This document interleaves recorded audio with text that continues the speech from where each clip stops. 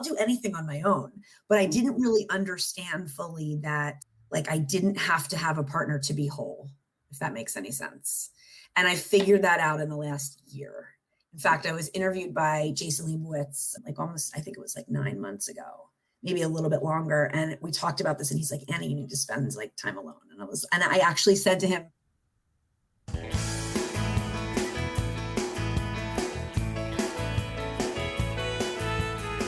welcome to the Onward Podcast. This is your host, Emily Harmon. My guest today is Annie Leib. Annie and I conducted this interview together live back in March of 2021, and now it's being published as a regular Onward Podcast episode in August of 2021. And boy, have things changed in that time. So in this episode, Annie talks about how she started her Living with Anitude podcast, how she came up with Living with Annietude. But since then, she's developed, along with Michael Potterano, the breath framework. And I'll put a link to learning more about Annie and her breath framework in the show notes. But this is a good way to get to meet Annie and to see if you'd like to invest in her and her program as a coach. Annie is a mom, a guide, an entrepreneur, a goddess, and an empathetic warrior.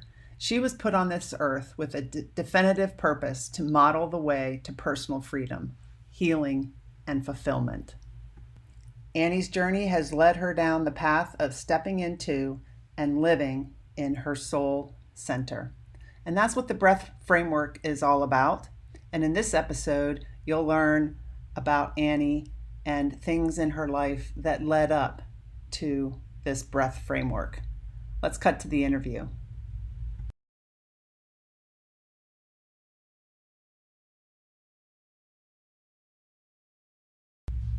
Thank you, Annie, for an awesome conversation as usual. I love following you on LinkedIn. And to my listeners, if you don't follow Annie on LinkedIn, I highly recommend you do. She posts a lot of engaging content. So using the new Signature Breath Framework program, Annie can help you walk towards life's limitless possibilities.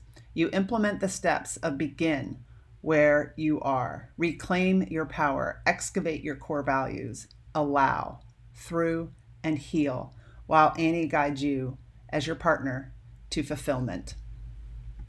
Check out her website at annieleib.com. If you've listened to the Onward podcast before, you know that I'm always encouraging my listeners to invest in a coach. I have found investing in coaches transformational, and I've worked with coaches for the past 2 years. My first experience with a coach was in 2015 when I became a senior executive working for the federal government, and my executive coach helped me out tremendously. And that's when I realized this is something I really love to do. I want to be a coach, and that's what I do. And you can check out my coaching programs on emilyharmon.com. You can learn about my Onward Accelerator program. If any of the following statements describe you, the Onward Accelerator coaching program is for you. You're driven and accomplished, yet somewhere along the way, your dreams became buried under a mound of responsibilities. You feel overwhelmed, exhausted, and on the verge of burnout. Your needs, wants, and desires are a distant memory. Your relationships are suffering, and you seek inner calm. And you feel like life is too short to live this way. So go to my website, emilyharmon.com, and check out the Onward Accelerator coaching program and the Mental Fitness coaching program. I look forward to working with you. And if you want to talk to me some more to see if these programs are for you, you'll find a link to schedule a meeting with me on my website. Have a great week, everyone. Annie, welcome to being my guest on the Onward Podcast. I've been looking forward to talking with you. thank you so much for having me. I was looking at the invite tonight that like it snuck up on me, and then I realized we planned this a long time ago. I know. This is like I was looking at my answers and everything in the picture that I provided. It's like not even the picture I would use now. Oh, really? Missed it because I just took a picture from your website. Oh no, it's perfect. But yeah, right now I have so many people asking to be on my podcast. I'm fortunate, I guess, but I'm telling people, well, you have to sign up in October. Yeah, I know. That's what happens. I mean, you are very fortunate, and it's really nice that you have that, but it's a little stressful because you tell people, it's not till so far away. I feel bad saying that, but yeah, because I'm a people pleaser. And then, I've done this in the past too. I said, well, then I'll move you up. And then I do 2 or 3 in a week. And then I just can't get my other stuff done. So I need it to be coaching clients that I say, well, I don't have any space, but I'm not there yet. I need coaching. I need people calling saying, Emily, I want you to coach me. I want you to coach me, as much as people want to be on my podcast, but it doesn't happen that way. Yeah, I know. That is what generates it. You get interest in one, it'll lead to the other, and that's how it works. So you're doing all the right things. All right. Well, I asked you want to talk about living with Anitude, and sure.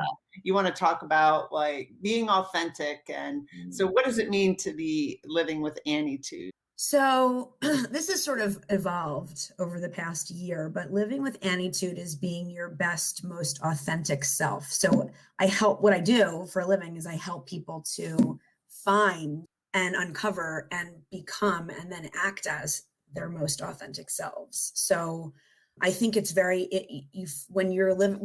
so what happened was I said to somebody one day, you have a bad Anitude, like just made a joke. And he said, you need to make that a hashtag. And I said, forget that. I'm going to make it a brand. And that's when it turned into this whole brand of, I'm living with Anitude. But it's kind of having a little sass, knowing who you are, but showing up as your real self every day. And it's a work in progress for, I think, everybody. But, that's basically what it means. G's here. You met G. I met her. She's wonderful. Yeah. Hi, G.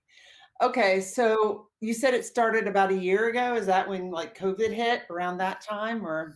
So I went back to school to get my MBA at the end of 2018 at 40 because I'm crazy. And I was like, yeah, I'll do that. Sounds great. It's not gonna be hard at all. And it was a grueling process, but in the process, I sort of transformed along with taking the classes and being in the cohort and meeting the people and doing everything with entrepreneurship and leadership. And I started my own consulting firm in the midst of all of that. And I left pharma sales, which is what I was doing for my whole career prior. So I went sort of into this health and mind wellness kind of place where I started off just meeting one-to-one with people professionally and both, work-wise and personally to talk to them about how to get unstuck. And so, it sort of has morphed into this business that is now what I do for a living. And it's become this, but that started sort of the end of 2018, and it's really morphed into something more in the last year, I would say. It started when you were in grad school. You went to grad school full time. Yes, it was a 20-month executive program. So I did that, but I had to make ends meet too. So I'm like, what can I do? So I started the business, and then it's sort of just grown from there. Wow, that's awesome. I think it was on LinkedIn how you and your daughter watched your graduation. Yes, we did. So at the end of the EMBA program at St. Joe's in Philly, you go on an international residency trip. And our trip was all set. We were supposed to go to Spain and the Netherlands. My kids were watched. I had the ticket basically in my hand. I had my seat on the plane. And that was almost to the day a year ago from right now. And it was St. Joe's stepped in. I mean, it was so close to COVID starting that they stepped in and finally, because I was like, I'm going. I don't care. I don't care what's going on in the world. And, that's just how I am. But then finally the school was like, we have to cancel the trip. So that got canceled. And then along that, May was graduation and it was virtual and people just didn't even know what to do. What's virtual graduation? So I rolled out of bed, I had my cap, and I had and my son slept through it. My daughter wanted to see everybody's names. So they just announced the names and we put pictures. I mean, it was so, I hate to say it was so anticlimactic. I was so excited to get my master's and then it was, okay. It was in this picture and it just said Annie Jennifer Leib. And I was like, great, that's it. And we threw my cap up and that was it. Well, at least graduated with you. And little did I know what the next year was going to be. Just right now, a year ago, what was going to follow and how crazy it was going to get. Yeah. I think my son would have been asleep and my daughter would have been with me too. Yeah. I mean, people were like, oh, he didn't watch. I'm like, have you met my 11-year-old? At the time, 10? Like, are you serious? Like, it ended up being, it was quite a memory. You're right. It's something that I try to grasp onto because as crazy as the times got and the fact that I didn't get to walk, graduation, I mean, that's nothing compared to what some people were dealing with. So, yeah. So what's it been like? You're a single parent, right? I've been a single parent before. What's it been like being a single parent during COVID? So this year has been really, really trying. It's now we're in the swing of things. The kids are in hybrid school. So they have half a day, which is like, I always joke, like, I made a TikTok about it actually, but I'm not going to use the profanity that I use in the TikTok. But what I said was like, I take them to school, I come home, I sharpen a pencil, and I go back and get them. Like that's hybrid. Yeah. Like it's like 5 minutes. I can't get anything done. I've maybe, so hybrid is just, and then, adjusting to them being online and all of their computer issues and the Zoom and all of that was so hard for the teachers, so hard for the students. And I'm working, and along with everybody, all the other working parents that are working from home while the kids are home, one's crying because she can't get logged on. One's throwing stuff because he wants to be on Fortnite, and I'm like on a coaching like client call, trying to pitch like whatever. So, it was trying, but we sort of got in the groove a little bit now. And it's almost like it's become the new norm. I don't really remember what it was like before, but it's been hard. I mean, starting my own business not long ago, trying to make it work financially, trying to do it all sort of, hi, Russ. Hi, Michael. Yeah, hi, Michael. So trying to make it work with the kids and also, monetarily and trying to then also like, what was really hard was graduating with, an EMBA and like coming out during COVID and like your EMBA sort of like, it didn't mean anything. It was like, it didn't even exist. So, but I learned so much and it was really a transformative time for me. And this past year has been too. I mean, my podcast has gotten my YouTube and everything has just grown. And it's been the content on like the LinkedIn community. I don't know if you saw my video yesterday, but like I could cry talking about it. Like I cannot believe the amount of support and the caliber of people that we have in our community on LinkedIn is just mind blowing to me. Like I can't even fathom it. And I read comments on my post and I start to, because it's like, I can't believe that people are saying such things. It's so like, it's just awesome. So there's been a lot of good, a lot of meaningful connection has been made during this year. Hi, Maria. Maria's I'm watching, and Dorothy Ann, yeah. So yeah, my brother I'm 57. He just turned 56, and he has 3 kids at home, like 13, 11, and 9. And I know that that's really hard on him and his wife. And my son, his fiance has a 4.5-year-old. So I went to visit there once because my son's he's studying studying engineering online. So that's hard, in college. Yeah. And then his fiance goes to work. And so then Marshall's home and her family lives nearby, but I went up there to watch him. And it's like, he was going to school online. Okay. My 4.5-year-old. Yes. Because he's in like a pre-K, and all these other kids are online and they're just, moving around and the teacher's in the classroom because some kids are in the classroom and some are at home the way they did it. So the teacher's got a mask on, so you can't read her lips when she's talking. How are they supposed to? She's telling me, and they're like, look at my dad's shoe, like they're like showing their shoes and they're like, I mean, it's just, I feel the worst for these kids. I feel the worst for the littlest kids. And then I feel the worst for like high school seniors, college seniors, where their year was just, I mean, you look forward to that like your entire life. Like those are the years that you, and those little kids, need that connection. So we all do, but need it so much, it's like, my heart goes out to everybody. That's why I can't possibly be like, my situation's bad. Yeah. Like it's all relative. Like, I feel so bad for so many people that have lost people and the sickness. It's been a crazy time. I know. And Marshall's only like 4.5. So like, he's not even going to remember a time when you didn't wear a mask. I remember I went to a movie the other day with my neighbor because there was hardly anybody at the theaters and we went to the movie and 2 people in the movie hugged and I'm like, they don't have a mask on. Like that's the first thing you think of. You're like, it's like weird when someone doesn't, it's like an automatic thing now. We don't even know what life without a mask is like. Yeah.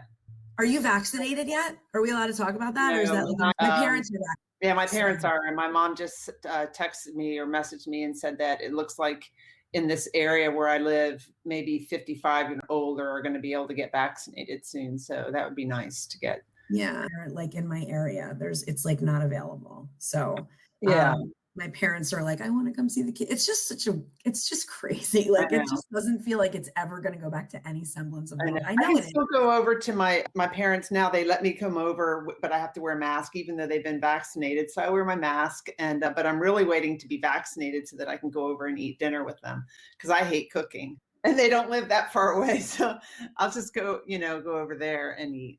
I just like to tease them about that, but I'm I probably get it. gonna get over there more than once a week. But Yeah.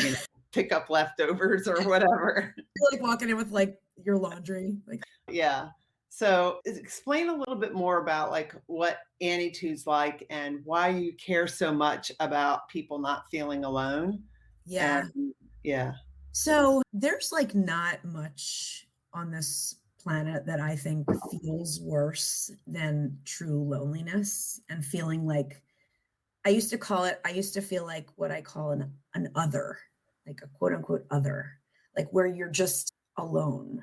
You don't fit into any category. You don't feel like anyone understands.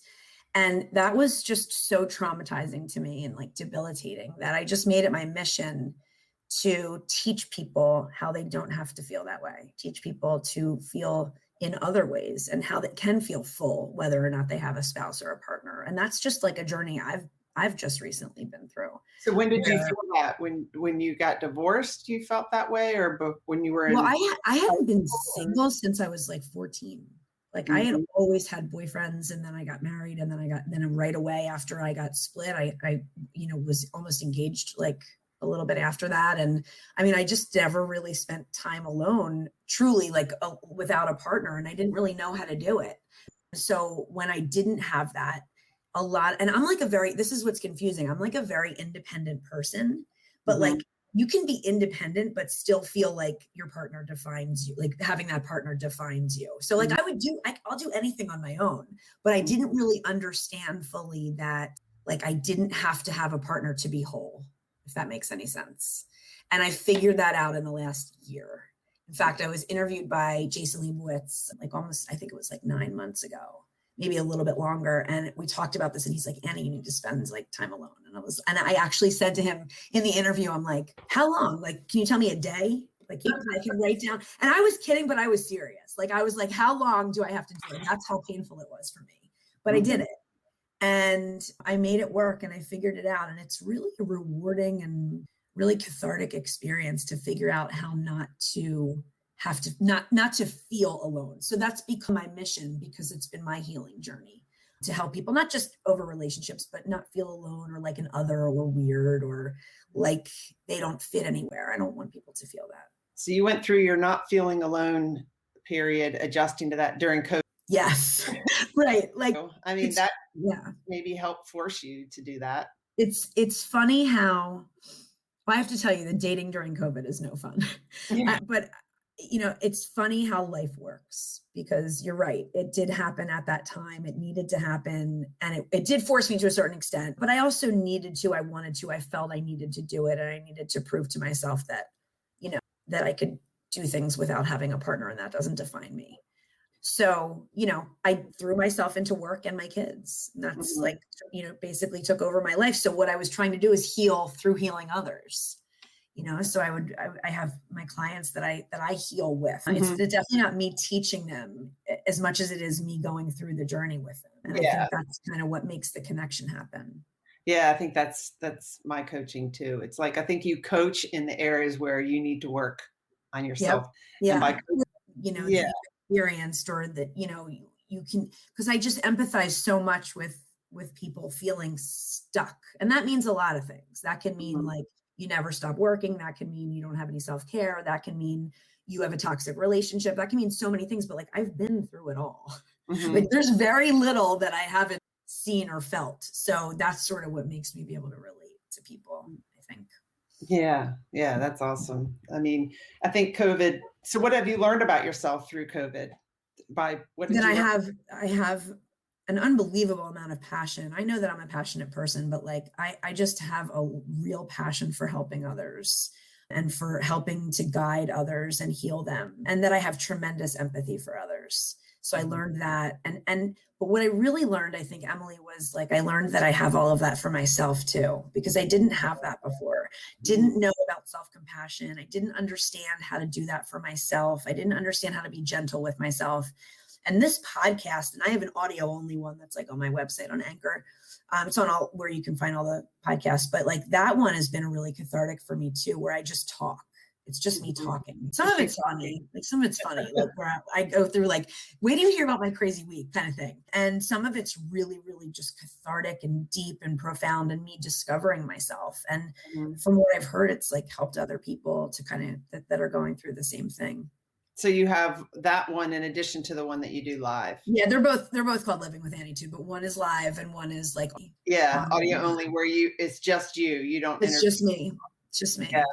So it's a lot of like reflection and like, let's talk self-compassion. Why am I not able to have any? And I kind of go through that thought process. Why do I preach this to other people? And I know how important it is, but I don't have it myself. Yeah. So yeah, it's been really like a journey. I'm assuming you're an extrovert. Yes, I am an extrovert. Sometimes, Emily, I have this feeling like I'm an extroverted introvert. Hi, David. Where do you get your energy? I have one cup of, people always ask me that. I have one cup. Do you get it by being alone, or do you get it by like being on your show and talking? No, being with people, for sure. I eventually have to stop and be without being on. But that being on is what drives me. Like after we get off this show, I'll be like playing the Rocky music. Like that's how I'll feel. Oh my like, God. So we could go right to bed. What can we do next? What kind of content can I create? Like that's what happens after a show. Yeah. We're complete opposites. You're ENFP. Are you EN? Are you an N? Yes. Okay. Are you an F? And you're an F? No, I think I'm an ENTJ.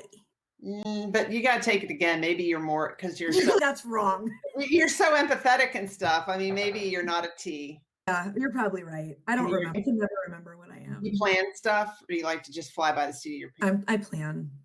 Yeah. Okay. Yeah. I'm an I. I've come out an E, but I'm an I.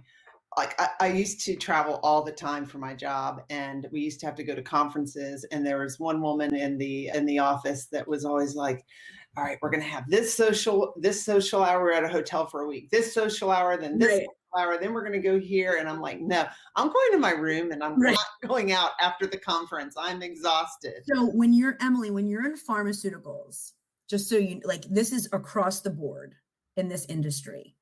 You have these annual meetings or you have these quarterly meetings or whatever, and you go and you meet and you talk about all this work stuff, right? And then every night, like immediately afterwards, you go out and it like, you like rage, you know? And like when I was in my 20s, that was fine. And I could go, you know, drunk the next morning to work or whatever. But like you know, at this point, like I have no desire. I've been with you all day talking. Like I don't have any all day, you know, from 7:30 to 5:30, like now we have to go to dinner in a half an hour. Like I never understood those people that could just, you know, go back to the room for 5 minutes, freshen up and go and have lots of energy.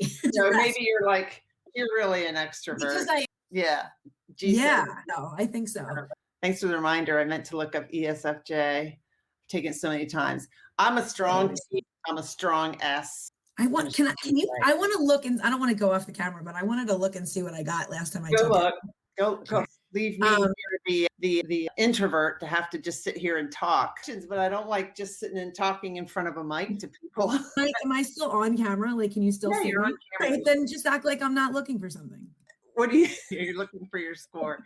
I probably won't be able to find it. Can you find anything on your computer? I mean, it's ridiculous. Yeah, everything's organized. No, if that's what it takes for me to be whatever letter you think I am, I'm a little bit, I think I might be that ambivert thing that she said, because I'm a little bit organized and a little bit all over the place. So there's a little bit of everything in me. Well, I can go by the seat of my pants, but I do plan things out. So yeah, but I'd rather plan something. So, but my neighbor asked me to go to Myrtle Beach next week. So, and I didn't have that planned. So I said yes. Tonight. No, I could be by the seat of your pants, right? Let's go. Wrap it up. Let's go. So did you see my post that like I did a thing last week? Did you see the thing when I said I did a thing and I got this? Yes, your tattoo. Yeah. So this was like a big thing for me. It's like a really Do your parents know now? no. I got mine when I was 50. I was driving down the road. 40. No, maybe I was 40, 45, about your age. I don't know how old I was. But anyway, I was driving down the road and my adult, where I don't have to ask my parents. And my daughter had just gotten her ears double pierced. And then we drive by the tattoo shop. I can get a tattoo. You're like, I'm allowed. Ask anyone's permission. Yeah. And I drove in. And so my daughter called my son and everyone comes over. They watch me get this tattoo. Yeah. It's kind of on my backside, but it's not in the middle. That's like a tramp stamp, right? So, but I didn't know that. Luckily I did. Yeah, it hurt. Yeah. Over because I can just look down at the ground and find a 4-leaf clover. Oh, wow. That's pretty cool. That's pretty cool. But what is yours? It's Hebrew and it says emet, which means truth. That's good. So I just one day was like, I wanted this for a long time, but I was going to put it on my hip. But then I was like, no, it needs to be on my wrist because I need to see it every day. Yeah, I don't see mine hardly ever. I'm in my truth. So you know that maybe you need another one. But I will tell you this. On your wrist, it flipping hurts. Yeah. Like it really, really hurts there. It's very sensitive. It's a very sensitive spot. Yeah, it was an experience. I went and it was just really, really empowering to just, like you just said, to be like, I can do this and there's nobody that's going to stop me. My parents aren't happy, but you know what? I mean, like at this point, what are they going to do? They're not going to let you do your laundry and be like, get that tattoo taken off or you're back for dinner, sister. Yeah. So your kids, you'd let them get tattoos? I mean, they're so little, I can't even think about it, but it is their body. I would hope they would be adults before they would do something like that. And they would really know and make a mature decision instead of getting like an alien head or something like ridiculous, like a cartoon character. But, it's your body. And I'm 42 years old. I just a little scared of my dad. It's fine. I'll openly admit I don't want to disappoint them, but I don't think they'll disown me. So. Okay. Oh, someone said that post rocked, by the way. Oh, and somebody else said, keeping my attention at night. I'm more of a morning person. Yeah, you told me that today. You're up, G. I love that her name is G. Like that is so like just cool. Like I like so. Want to pronounce her last name? No, I'm not even gonna try. But I mean, I don't know her. We have a call coming up, but she's just a. Good. I talked with her today. She's awesome. It's awesome.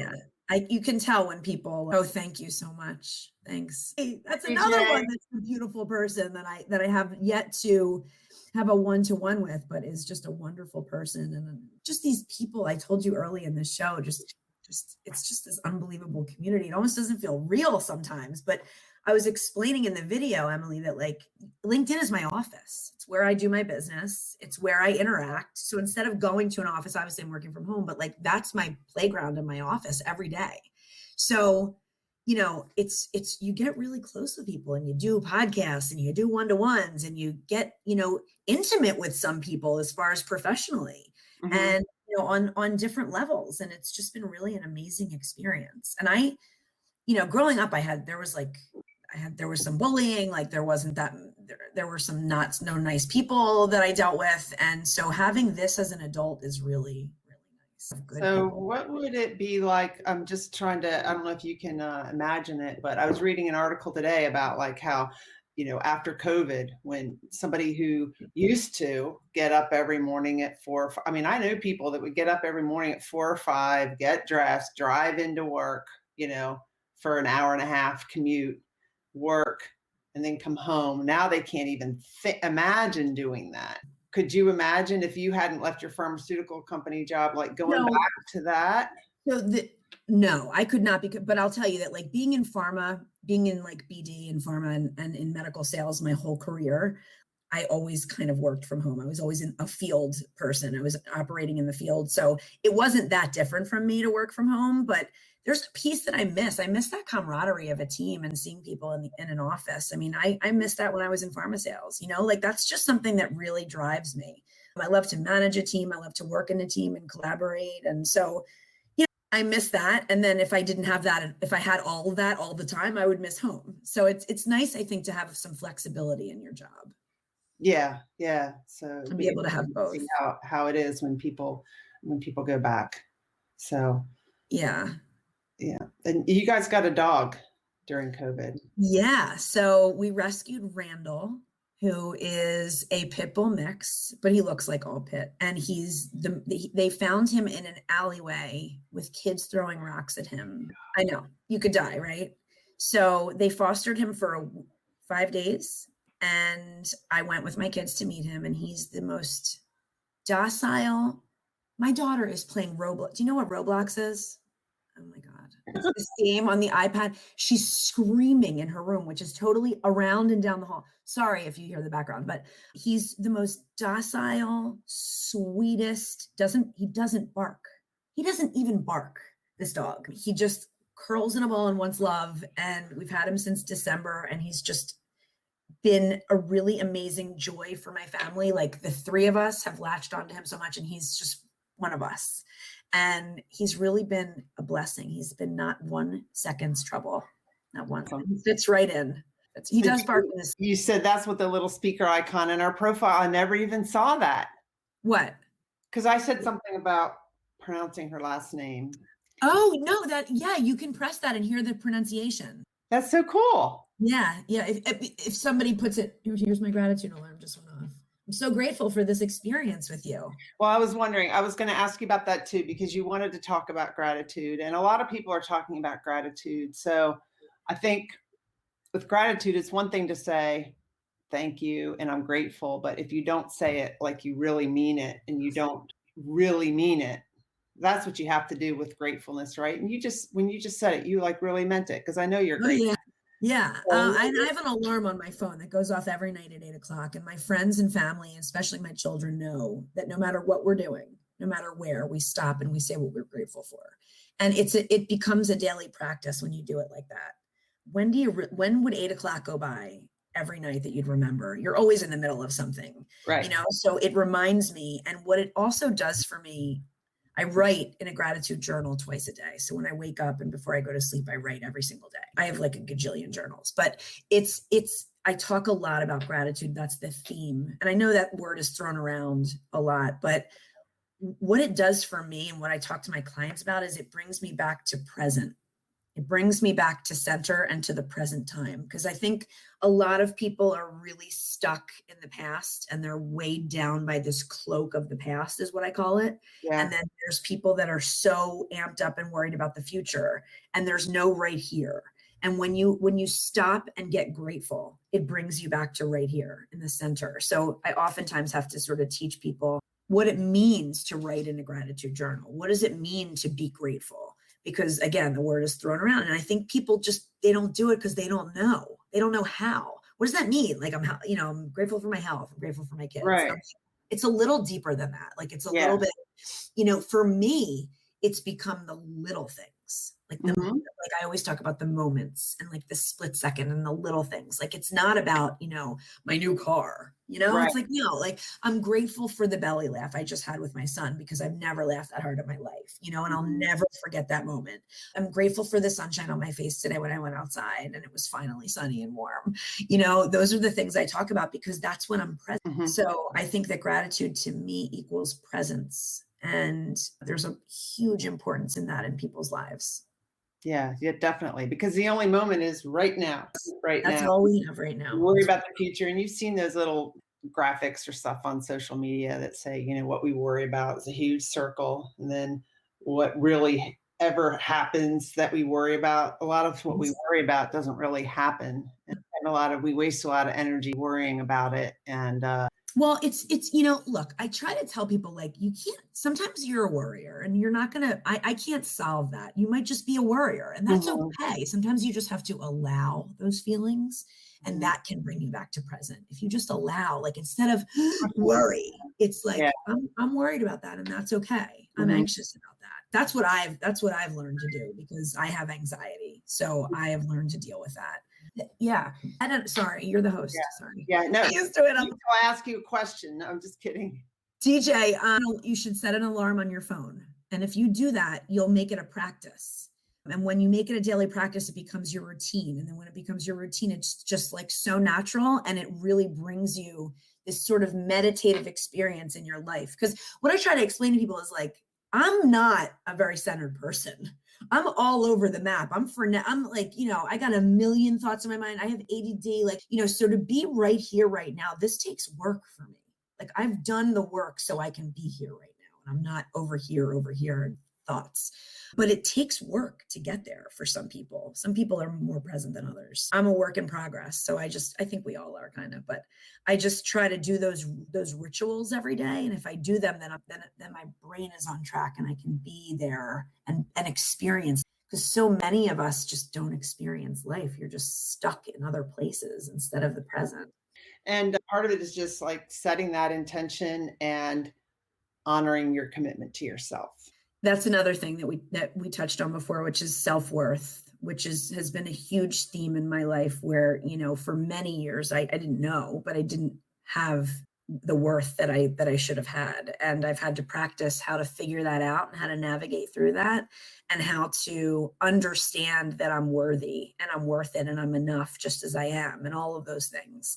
And when you can do that, again, it brings you back to the present moment and you can set the intention and you're worth, like DJ, she's worth writing more. Yeah. You're worthy of that. That will bring you unbelievable benefits in your life. And, like if you say, I'm going to do that 5 mornings a week, maybe not 7, that requires perfect 4 days a week or whatever. And I just set some new intentions for things I'm going to do. And I've fallen short a few times, but I'm compassionate with myself about that. And I reflect and I realize what caused me to not get that done today. Oh, it's because I didn't set my time to write. I want to write some every day. And I didn't set that time and do that in the morning. And then by the evening, I was just too tired. And I made a conscious decision. I'm going to bed. I'm not going to sit here when I chose sleep over that. And that's okay. But I did some reflection, didn't beat myself up, learned from it that it's better for me if I do that writing in the morning. Well, that's a wonderful learning. I mean, that's progress right there. No one would look at that and say, "Oh, you screwed up," or like, how did that happen? Someone would say that's a learning for you. That's somebody who's doing the work. Yeah. So that's my point. Is just like be aware to even notice that some people, and I used to do this too. When I worked for the Navy, I just felt like my days were so full, and I would just go. And didn't make enough time for reflection. And that's important. What I find is the only way, and it's so funny that you brought up was I organized, because in some ways I so am, and in some ways I'm so not. But the reason I'm bringing this up is because time blocking for me really just increases not only productivity, but my mental health and stability and sanity just skyrockets when I block my time. Like, because I'm very disciplined. And I will stick to it. But when I don't block the time, I'm a little bit more all over and then things fall through the cracks. But like, if I honestly, I know it sounds anal, but if I do hour by hour during the day through dinner time, I get so much done and I feel so accomplished. And it's kind of like a magical, easy trick to just block your time. If you can have the discipline, it's really amazing. So do you set certain times that you're going to go check LinkedIn then? Yeah, I do. I have to set hour blocks, or else I'll be on it all day. I mean, it's a right for me. So yeah, you absolutely LinkedIn, any kind of social media, any kind of just me being time. And that doesn't mean sitting on a screen, just breathing, going outside, taking a break, because I'm the type of person, I'll sit and I'll just work with my head down all day long.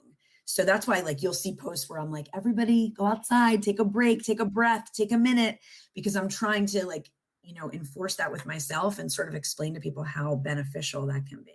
Yeah, that's why having a dog's good too. In the backyard. I walk them, and that's a nice time too for us. And it's like, Yeah, I have a dog, and then I watch my neighbor's dog, so I go get her, and then we walk. And my neighbor's dog has to go out more frequently than my dog does, so that gets me up and gets me. It's a good little trick to have a dog. Yeah, and you know what they say, that dogs have been like the happiest through COVID ever, because all their family's home and they're going on a million walks. And everybody's just paying so much attention to them. So they're like, they really made out like bandits through this whole COVID. Yeah, definitely. So do you have a morning routine that you like? Well, and also you were talking about your calendar. I use my calendar like that too. And my calendar is color coded. online calls or phone calls are yellow, and then green is my personal time, and orange is my workout time, and red is podcast stuff. I can just glance at my calendar and know what you have. See if I'm spending too much time in one area too. That's very, very organized. That's like extremely, awesome. I wish that I had that, but that's just not something that I would ever stick to. So I know better, but that's amazing. I do have a morning routine and I have an evening routine. So I work out in the morning. So I get up early. I'm like a total early riser, but I also don't go to bed early either. So I don't sleep probably as much as I should, but I'm probably up 5:36. Okay. And yeah, I have 1 cup of coffee. I do my workout. I do my writing. I do my breathing. I shower, and then I can get ready have breakfast with the kids and try to like have some semblance of, and I got to do a dog walk in there because once he hears me get up, he's up, but he's like a teenager. He'll sleep till 11. If I slept till 11, he would sleep till 11. But I try to spend some breakfast time with the kids, not just go right into work. I try to like make sure to be present with them for that. Yeah. And so, it works out most days. Things happen, somebody schedules a call with me or the only time they can meet is, 8 a.m. and I have an appointment, a doctor's appointment. Things get thrown in the mix, but you have to have some self-compassion with that and be flexible, but at the same time, be disciplined. It's hard. It's hard to be disciplined, but flexible. Yeah. DJ said here, reflection can be hard. It's hard to look in the mirror, but it can be hard, but it gets easier. Show yourself some self-compassion too. Yeah. DJ, I'm going to send you my self-compassion link for my Spotify podcast. I think you'll like it. One of them is really funny where I go through all this stuff and you'll be like, you'll have so much compassion for me that you'll start having compassion for yourself. You'll be like, oh, if Annie's like this, I'm all right. It's always hard to look at your reflection and see, things are hard to see, but when you see the hard things, that's when the work is happening. That's when the progress is happening. That's when you're evolving, when you can really take a look at yourself and say, that's not how or who I want to be. Right. But it's really only during that reflective time that you can do that, or else you're just going and going and you're not growing. I like my full 8 hours of sleep too, DJ. So when I went to the Naval Academy, right? So when you go to the Naval Academy, a lot of people pull all-nighters. They're up all night doing their homework because we have so little time to get our schoolwork done. I never pulled an all-nighter. I would value my sleep more than anything. That's really good. That's really good. I can't say the same. Definitely can't say the same. It's knowing your worth and putting your valuing your sleep time is so important. Sleep is way more important than people even think. We need it for so many aspects of our life. I have to get a little bit better with that. I just have a lot of hugs back. I have a lot of energy in the morning, a lot of energy. I wake up and I'm ready to take on the world. And so I try to be productive during that time because if I'm sitting, I'll just like be antsy. So use my brain, as much as I can. Yeah, it's really important to know when your peak times are for productivity and then set your hardest tasks for that time. Well, if anyone's going to set tasks and color code them, I know it's you.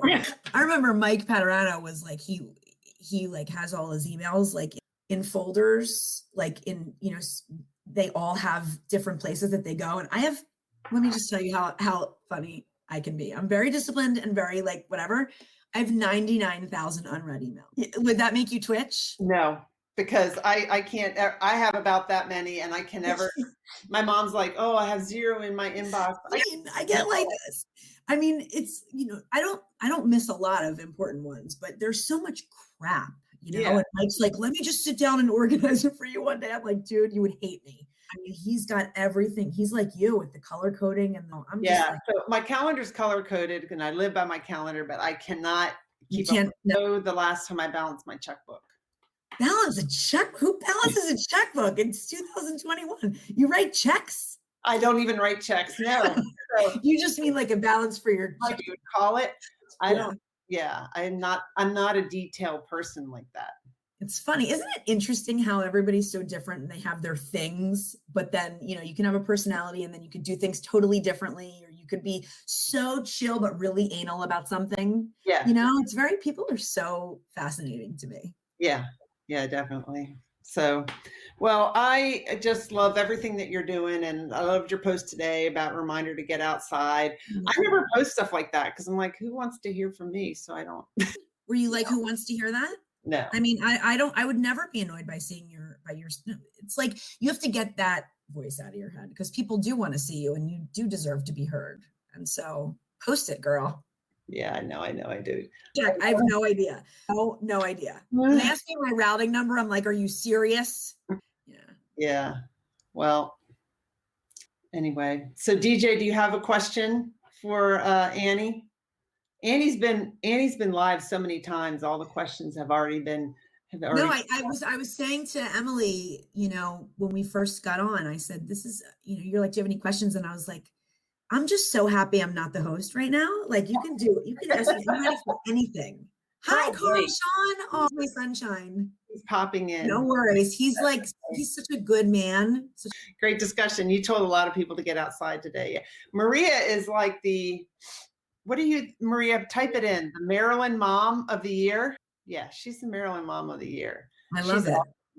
She in her picture. She looks good. She really is. She's an engineer, works for the Navy, and just does a lot with science, technology, engineering, and math. And yeah, I like Maria. That's awesome.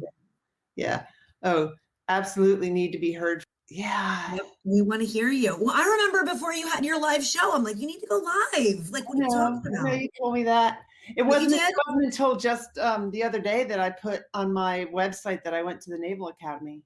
We need to get some of this stuff out. No, they want to know about you, girlfriend. I was talking to somebody and an awareness coach that I work with, and she's like, when was it in your life that you were told that you shouldn't brag? And I don't know when it was, except for that when I look back at my life, I was a really good basketball player. I was the leading scorer in Maryland, DC, and Virginia my senior year in high school. And I could have scored 40 points in a game. And my dad would say, good game. Now, you remember that time you went right, could have gone left or whatever. And so I think that growing up that way, and I'm not blaming him. No, but it's almost a shame. Like it shamed you, but unintentionally. Yeah, it was fine. I took it fine. Like I knew he was trying to get me to improve, but then I don't really appreciate what I've accomplished because I could have always done better. Well, you said something really important that I have to point out. You said you don't talk about yourself because somewhere in your life you were told not to brag, but they're two different things. So knowing your strengths and what you bring to the table and your value and your worth and talking about it or letting people know or showing your value and your worth is not. I know I need to do that. It's not, I get it. I have had problems with that too. And the more you do it and the more comfortable you get, the more you'll be able to feel like, okay, this isn't bragging at all. I have to rewire my brain a little bit with that. Yeah. Yeah. So let's see, Women Power. Yeah. Hi, Maria. Nice to meet you. Yeah. 2021 Maryland Mother of the Year. I'm working on her on my podcast. So other people are meeting each other. The shame we carry for our achievements. Yeah. I mean, I definitely have that too with certain aspects where I don't want to talk about what I've. Look, all right, I'll show you, but see those awards back there? Yeah. And why aren't they like behind you? Although that is a pretty background with your books and everything. Yeah, because it's bragging. It's not bragging. It's a fact. I'm talking about it like nonstop. I understand. I do. I understand. I mean, I empathize with that. But I also want to like, as doing what I do for a living, I want to teach you. I want to like grab you and be like, listen, I know it's okay. And you know all of it. I wouldn't have to, you get it all. You play basketball too? We're going to have to play one-on-one, Maria. And Mad Hoot, I was told not to hang my degrees. Ridiculous. You earned those. I was in the 6th class of women to go to the Naval Academy. It was a tough time. It was a tough time there back then. Yeah. I mean, you've really accomplished a lot. You need to tell people. I'm going to start like texting you to like start posting about this. So get on your case about it. You got to get you out there. Well, anyway, I have really enjoyed our conversation and told not to hang the military honorable discharge. Yeah, I haven't hung that either. Oh, you girls. We need to work on this. We can do it. Thank you so much for having me. It was a really nice time. I appreciate it. And I appreciate you too. And I really enjoyed our conversation. I like what you're doing about helping people not feel alone. That's one of the reasons why I do the Onward podcast, because I interview so many different people about, some of the challenges that they went through. And I think by telling their story, it helps other people realize, wow, she made it through that. I can make it. How people have turned their pain into their passion and things like that. So I really think it's important to tell your story. And so I'm glad that you were on here talking tonight. Thank you for hearing mine and seeing me and listening. I appreciate it. And then everything that you were talking about gratitude. I like that too. Thanks, cool. Maria. Thanks, DJ. Thanks, Maria. Thanks, DJ. Thanks, everybody. Thanks, bye. Okay, bye. Thank you, Annie, for an awesome conversation as usual. I love following you on LinkedIn.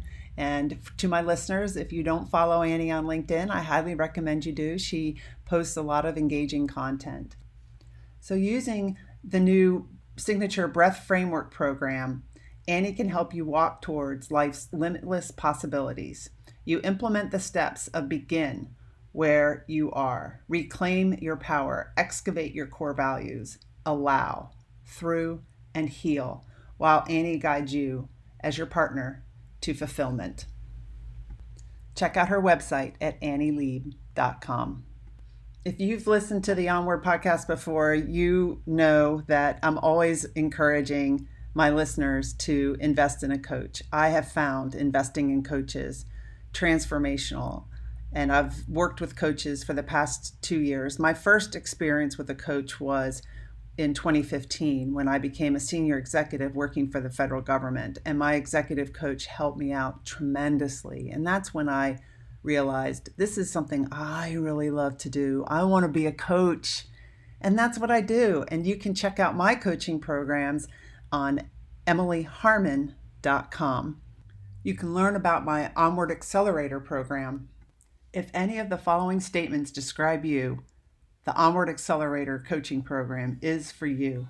You're driven and accomplished, yet somewhere along the way, your dreams became buried under a mound of responsibilities. You feel overwhelmed, exhausted, and on the verge of burnout. Your needs, wants, and desires are a distant memory. Your relationships are suffering, and you seek inner calm. And you feel like life is too short to live this way. So go to my website, emilyharmon.com, and check out the Onward Accelerator coaching program and the Mental Fitness coaching program. I look forward to working with you. And if you want to talk to me some more to see if these programs are for you, you'll find a link to schedule a meeting with me on my website. Have a great week, everyone.